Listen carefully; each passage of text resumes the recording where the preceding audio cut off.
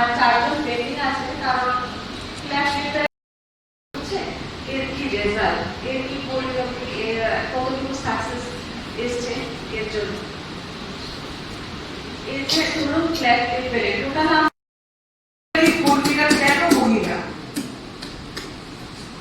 আশা কর্মীরা এই কাজটা ভালো করবে, কারণ তারা নারী, তারা মা, মাতৃত্ব তাদেরকে ঈশ্বর দিয়েছেন মাতৃত্বের সুযোগ, এবং এই দায়িত্বটা তারা ভালোভাবে পালন করতে পারবেন একজন মা হিসেবে।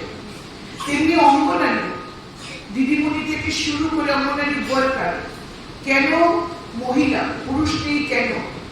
কারণ একটা শিশুকে যত্ন আত্মীর করে বড় করা, তার সুশিক্ষা দেওয়া, এটা মা যে কাজটা ভালোভাবে করতে পারে।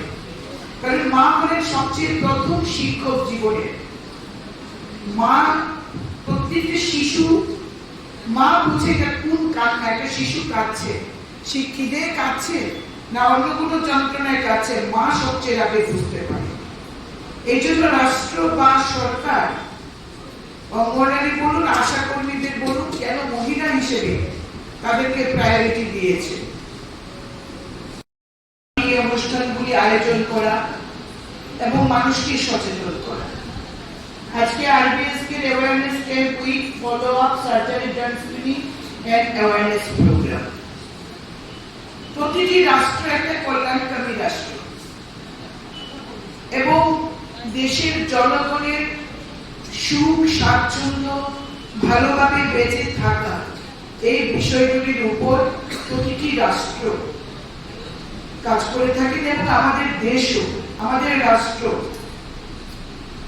কল্যাণকামী রাষ্ট্র, এবং সেই লক্ষ্যকে সামনে রেখে বর্তমান ভারত সরকার কাজ করে যাচ্ছেন। এবং ত্রিপুরা রাজ্য, আমাদের যিনি মাননীয় মুখ্যমন্ত্রী এবং যিনি স্বাস্থ্য দপ্তর যার দায়িত্বে রয়েছে প্রফেসর ডক্টর মানিক সাহা, তারাও জনগণের জন্য কাজ করে চলছেন নিরন্তর।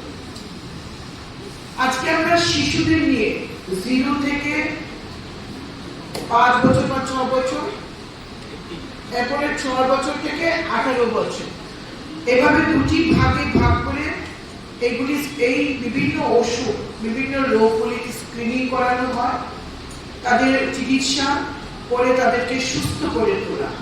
কারণ এটা রাষ্ট্রের দায়িত্ব যে একটি শিশুকে ভবিষ্যতের নাগরিক, সুস্থ নাগরিক হিসেবে গড়ে তোলা।